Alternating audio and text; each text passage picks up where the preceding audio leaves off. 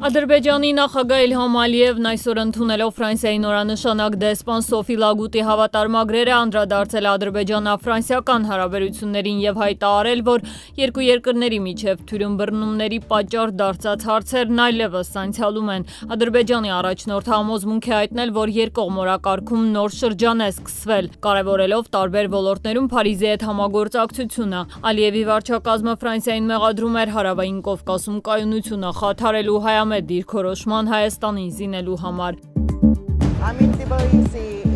ԵՀԿ գործող նախագահ Ֆինլանդիայի արտգործնախարար Էլինա Վալտոնեն տուգանվել է Թբիլիսիում ճանապարհն անօրինական կերպով փակելու համար, այս մասին հայտնում է վրացական ԻՄԵԴ հեռուստաընկերությունը հղումանելով երկրի ներքին գործերի նախարարությանը։ Հաղորդվում է, որ հոկտեմբերի 14-ին ժամանելով Թբիլիսի, եվրոպացի բարձրաստիճան պաշտոնյան մասնակցել է Վրաստանի խորհրդարանի շենքի մոտ կազմակերպված ընդդիմության բողոքի ակցիային իր աջակցությունը հայտնելով ընդդիմադիր ցուցարարներին։ Վրաստանի իշխանությունները դատապարտել են ԵՀԿ գործող նախագահի այդ քայլը, վարչապետ Իրակլի Կոբախիձյանին նշան բողոքի չեղարկել է Վալտոնենի հետ նախապես ծրագրված հանդիպումը։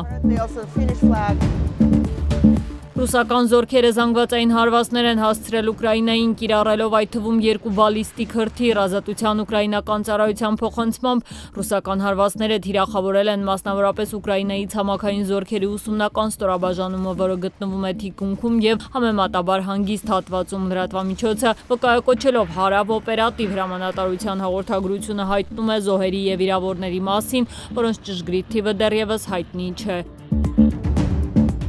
Անցած գիշեր ուկրաինական ուժերը հարվածել են Ռուսաստանի Սարատովի մարզում գտնվող նավթավերամշակման գործարանին, որը մաս է կազմում Ռոսնեֆտ նավթային ընկերությանը եւ որի նավթավերամշակման հզորությունը 2 տարի առաջվա տվյալներով կազմում է 1000 տոննա։ Հարվածի փաստը հաստատել է Ուկրաինայի զինված ուժերի գլխավոր շտաբը, պնդելով, որ այդ օբյեկտը սպասարկում էր Ռուսաստանի զինված ուժերի կարիքները։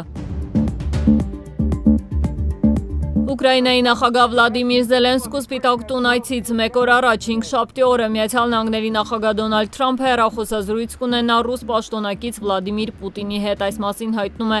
Axios-ը հղումանելով իր աղբյուրներին։ Սպիտակ տունը դեռևս չի արձագանքել ամերիկյան մամուլում շրջանառվող այս տեղեկությանը։ Վաշինգտոնն ու Կիևը վերջին շաբաթներին ակտիվ քննարկումներ են սկսել Միացյալ Նահանգների կողմից Ուկրաինային Թոմահավք հեռահար հրթիռների հնարավոր մատակարարման շուրջ։ Միաժամանակ Միացյալ Նահանգների նախագահը հայտարարել էր, որ ցանկանում է հարցը քննարկել նախ եւ առաջ ռուսական կողմի հետ։